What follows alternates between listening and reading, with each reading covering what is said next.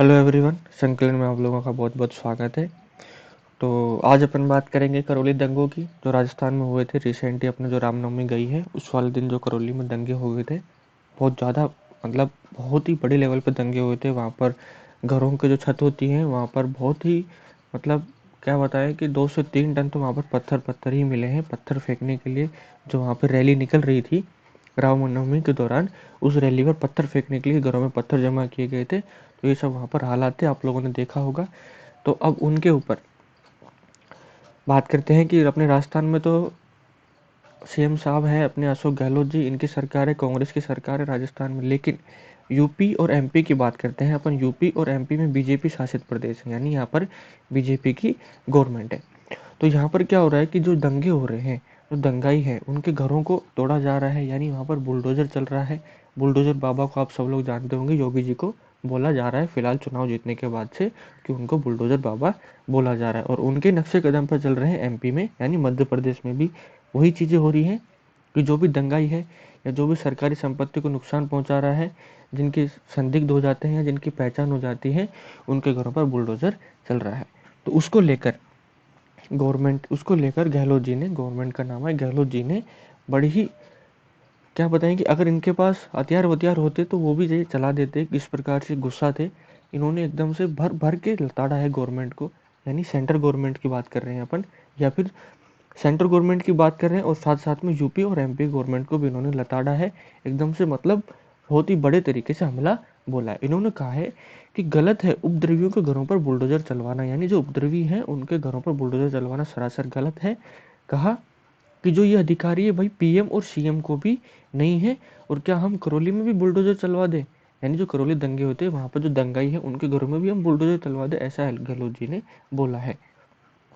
फिर आगे बोला है कि बिना किसी को दोषी ठहराए आप किसी का मकान नहीं तोड़ सकते, और उनमें कई निर्दोष भी होंगे, बताइए उन पर क्या बीत रही होगी। ऐसा गवर्नमेंट, यानी ऐसा गहलोत जी ने बोला है। अब क्या क्या बोला है, एक एक बात करते हैं, इनका पूरा बयान अपन देखेंगे कि उन्होंने क्या बोला है, किस प्रकार से गवर्नमेंट पर हमला किया है, यूपी एमपी और सेंट्रल गवर्नमेंट पर। क्योंकि सेंट्रल गवर्नमेंट में बीजेपी की सरकार है, यूपी में बीजेपी की सरकार है, और एमपी में भी बीजेपी की ही सरकार है। तो उन पर ही इन्होंने हमला बोला है। देखते हैं कैसे बोला है। सबसे पहले इन्होंने कहा है कि उत्तर प्रदेश और मध्य प्रदेश में दंगा भड़काने के आरोपियों के घर गिराने के बाद बुलडोजर राजनीति की हर तरफ चर्चा हो रही है, लेकिन राजस्थान के जो मुख्यमंत्री हैं अशोक गहलोत जी, वो इसके विरोध में उतरा है। गहलोत जी ने कहा है कि कई राज्यों पर रामनवमी पर दंगे भड़क गए थे, आग लगाई गई थी, आज उनके मकान तोड़े जा रहे हैं।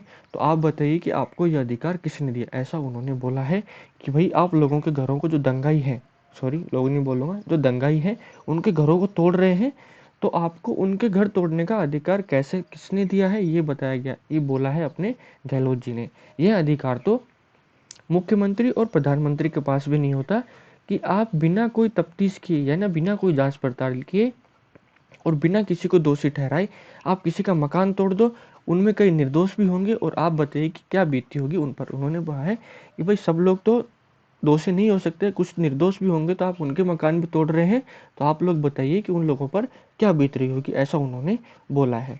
और ये सब बोला है अंबेडकर जयंती के दिन। आज अंबेडकर जयंती है, आज के दिन उन्होंने ऐसा बोला है।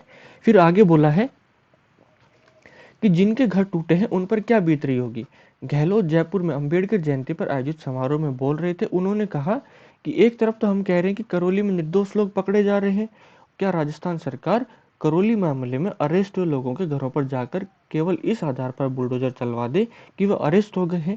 यानी गहलोत जी का कहना यह है कि यूपी और एमपी में जब बुलडोजर चल रहा है तो गवर्नमेंट बिना जांच पड़ताल किए हुए सिर्फ जो अरेस्ट हुए लोग हैं उनके घरों को जाकर तोड़ रही है। तो क्या राजस्थान में जो निर्दोष लोग अरेस्ट हो रहे हैं, कि उनका कहना है, गहलोत जी का कहना है कि जो बाकी सरकारें या बीजेपी गवर्नमेंट जो विपक्ष में बैठी है वो कह रही है कि राजस्थान में निर्दोष लोगों को सरकार गिरफ्तार कर रही है।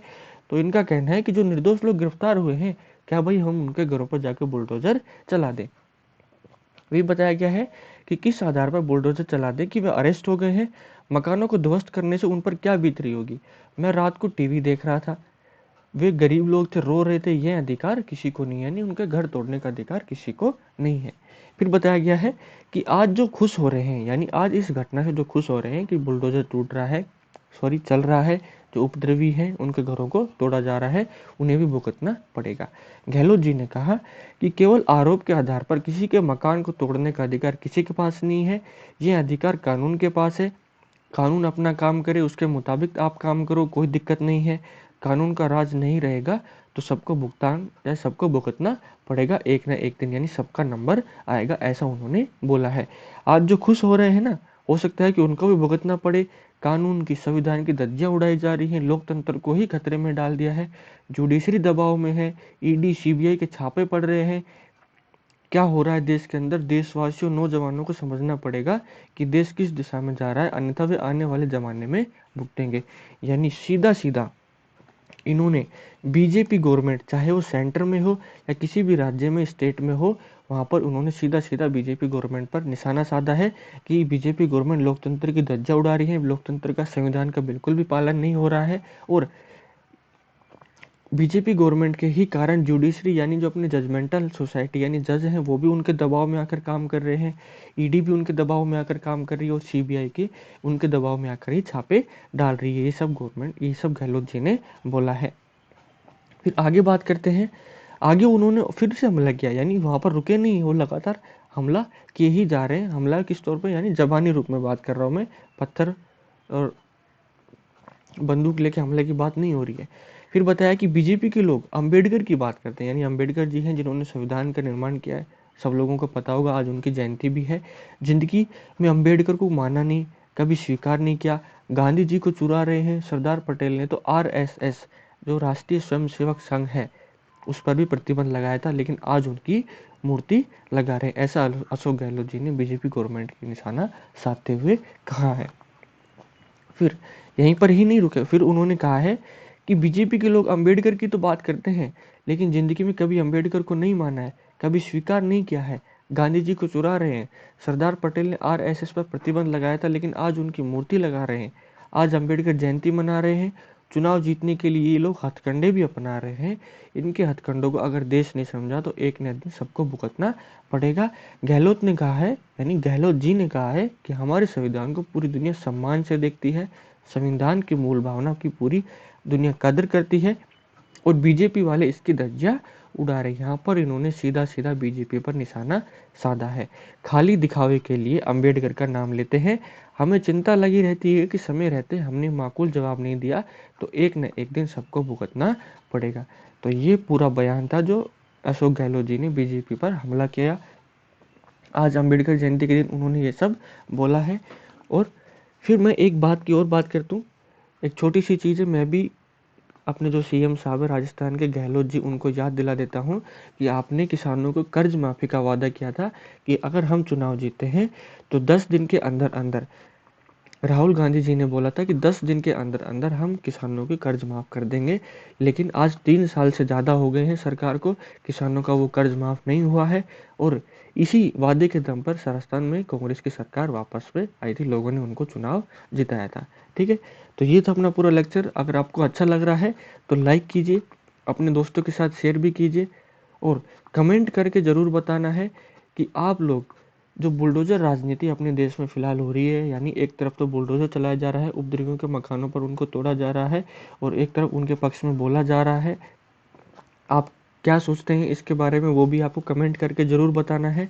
और हम किस जगह पर सुधार कर सकते हैं या हमें किस जगह पर सुधार करने की आवश्यकता है, आप उसके बारे में भी टिप्पणी आराम से कर सकते हैं।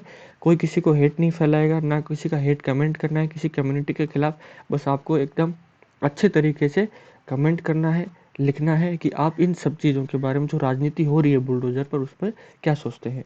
टेलीग्राम की बात करते हैं तो टेलीग्राम है अपना @संकलन क्लासेस, संकलन क्लासेस, ये है। यहाँ पर एस कैपिटल है और सी कैपिटल है, बाकी सब स्मॉल में है। ये आप सर्च करेंगे टेलीग्राम पर तो इस प्रकार से हिंदी में अपने चैनल का नाम आपको दिखेगा, वो आपको ज्वाइन कर लेना है। वहाँ से आपको वीडियो की पीडीएफ और नोटिफिकेशन में मिलती रहेगी, और ऐसी ही वीडियो देखने के लिए आप अपने चैनल को सब्सक्राइब करके ज़रूर रखें। ठीक है, तो आज के लिए ये लेक्चर इतना ही था, अपना छोटा सा था। आप लोगों को ज़रूर बताना है कि आप इस राजनीति के बारे में क्या सोचते हैं, कौन अपनी जगह पर सही है और कौन गलत है।